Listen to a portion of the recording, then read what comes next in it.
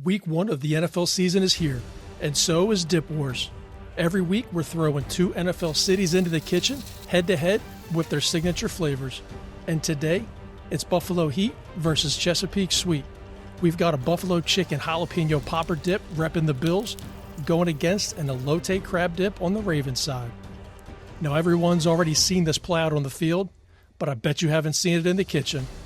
Now, let's see which dip takes home that dub. We're going to start right here getting our corn coated in a little bit of melted butter. Get this prepped to get into the oven. So we got this under a high broiler for about 12 to 14 minutes. You're going to want to do a quarter turn about every 3 to 4 minutes to make sure all sides get charred. You can prepare the corn however you want, whether you want to boil it or do it on the grill. I just found this the easiest way to get a quick char. So we're going to sweat down some of these onions, come in with a little garlic paste on top, give that a nice stir. Let that go for another 2 minutes or so. From there, we're going to get our corn prepped. Use whatever method you want to get the corns off of the cob. I just find this to be the easiest and less chaotic in my kitchen. Now, obviously, everybody knows there's a connection with Baltimore, right? The city lives and breathes seafood, crab cakes, Old Bay. We all know the Chesapeake flavors are legendary. But for me, growing up and remembering crab feasts and things of that nature, we always had corn on the cob that was on the table. So this seemed like a natural mashup for me, right? Throw in some Mexican street corn vibes and just really elevate the overall flavor profile of what a crab dip should be, honestly. So now we're going to take that corn mixture, get it mixed up with the cream cheese that we had sitting and ready to go. From here, we're adding half a cup each of sour cream and mayonnaise. If you were going to get the original elote from like a taco cart or a street vendor in Southern California, sour cream's not going to be on it, right? You're going to get the mayonnaise, you're going to get the cotija cheese, you're also going to get the seasoning and this lime that you see here. Sour cream is pretty essential in dips. And of course, you could go ahead and substitute Greek yogurt if you want. I went with sour cream, although I could change my mind when we get to week 10 after 20-some dips. So I'm going to put that elote dip off to the side and start getting this crab dip prep going. Some softened cream cheese, same players as before, sour cream, mayonnaise. And you're going to get that mixed up with the cheese that you saw me shredding. That was shredded cheddar, and that also has some shredded Parmesan in there. Next, we're going to give this a nice healthy coating of Old Bay. Obviously, we can't do crab dip without an ode to Old Bay. Also gave it a couple of dashes of Worcestershire sauce. Now we're going to go ahead and mingle up the elote dip that we had right into the crab dip. And I'm going to mix this together prior to me dumping in this jumbo lump crab meat, because the idea here is to keep the crab meat intact as much as possible, keep that lump meat together.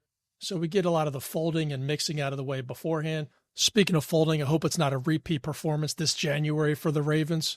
Good Lord. Way to win the regular season, but blow it in the playoffs year after year. Trust me, that comment comes from a place of darkness and pain. And let's be real, the Ravens need a win here, because the Bengals and Joe Burrow are breathing down the neck in the AFC North. The Steelers scouted a retirement home for their QB, and the Browns, well, we won't even talk about Cleveland. So if you want bragging rights this season, hey, at least you got crab dip. Before we get this into the oven, we're going to top this with the remaining cheddar cheese and a little bit of Parmesan. This is going to go in a 350 oven for about 25 to 30 minutes. Really just do it by eye.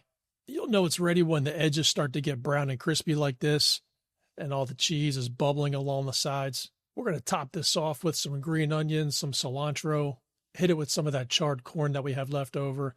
And we're definitely not going to leave out the cotija cheese. That's obviously a main ingredient in the elote. And then hit it with a little bit of spice mix. I actually threw this in earlier and forgot to mention it. It's got some smoked paprika, some cayenne, and some chili powder. I kept it simple here with a little bit of sliced sourdough and some Tostitos scoops. Man, look at this thing. Golden, cheesy, rich. Now let's get a taste. Right off the bat, crab is silky. Cotija obviously adds a punch. The corn is sweet, smoky. I'm going to go with an 8.0 here. I probably had the bar in my head set pretty high. It's my team. It's my city. I came up with this idea of doing this mashup. It hits, but it could definitely be a lot better. Execution-wise, I'm going to go with a 7.5. I definitely add a cracker crumb topping for texture and probably a quarter cup less mayo as well. I'm hopeful Bills fans get to try this and aren't allergic to seafood like they are winning championships, because it is good. So let me know in the comments if you're digging this mashup, and if not, how would you upgrade it? Now, if you're into dips, rivalries, and maybe a little trash talk, hit that subscribe and turn on the bell. I'm going to bring you a new matchup every week, and trust me, it's only going to get spicier from here. Because next up, we have jalapeno poppers getting the buffalo treatment. Cheesy, spicy, chicken loaded chaos. Now let's get it. After we get this bacon cooked down, I left the bacon grease in the pan and just seared up and blistered a few jalapenos. We're going to get some butter going and come in with some Frank's Red Hot sauce. Listen, you can make buffalo chicken and buffalo wings however you want. This is how I do it in my house. I'm taking some shredded rotisserie chicken. The main idea here is to get this chicken as coated as much as possible. So I let it cook off for another 3 or 4 minutes. We're going to go ahead and get the seeds separated from these jalapenos. I mean, this combo just makes sense since jalapenos were the most produced crop in Buffalo. Just don't Google it. Now let's get together the base of this dip. Again, cream cheese, sour cream, mayonnaise, you know the players. From there, we're going to add in all the normal things that you would see with jalapeno poppers. You got the diced up green onions, the diced up jalapenos, and then the bacon. I only put about 4 or 5 slices in the mix. I kept one off to the side that I'm going to crumble and put onto the top. Mix this all together and just get this set off to the side, and we're going to prepare our cheese. And I'm going to shred a few kinds. I found this Buffalo Ranch Monterey Jack at the store as I was shopping for this episode. Only made sense to grab it. The other 2 cheeses are regular Monterey Jack and then shredded cheddar. Get these mixed in here. I'm only going to use probably about 80% of the cheese that we have. The rest of it's going to go on the top right before we put it in the oven. And while we get ready to mix this together, Bills fans, don't get too comfortable. I got it, your boy Josh can throw darts, but the Patriots look dangerous this year. The Dolphins have Tua if he can stay awake. And the Jets, okay, maybe New York's done. So if Buffalo wants to prove they own the AFC East, this dip better deliver. So while I was off talking crap, you saw me incorporating the shredded buffalo chicken into this base. And if you didn't want to eat this hot, you could really stop right there with it being cold. So I'm going to take some smashed up Ritz crackers, some Parmesan cheese, and some melted butter to bind it together. Get this mixture into our baking dish. Make sure I got every little bit. Spread this around. This Ritz cracker topping would have been great on the elote crab dip from earlier. But hey, we'll make up for it here. Get that covered all across the top of the dip. Come in with that leftover cheese that I mentioned earlier. And we're going to get these sliced jalapenos on the top. Here's my OCD kicking in.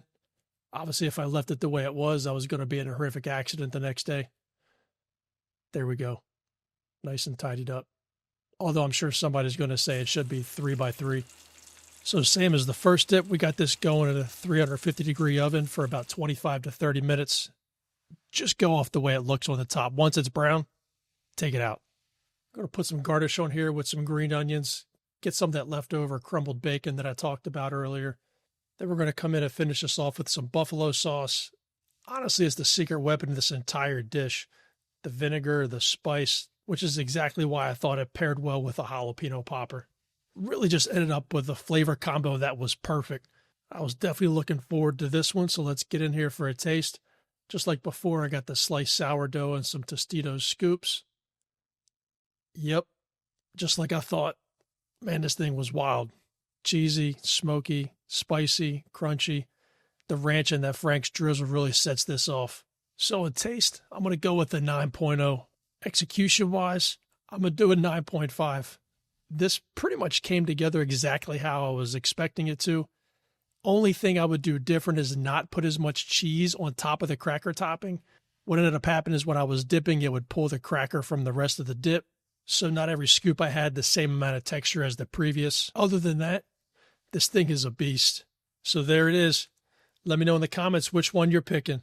You rolling with Baltimore's elote crab dip or Buffalo's jalapeno popper chicken dip? Next week, it's Philly versus Kansas City.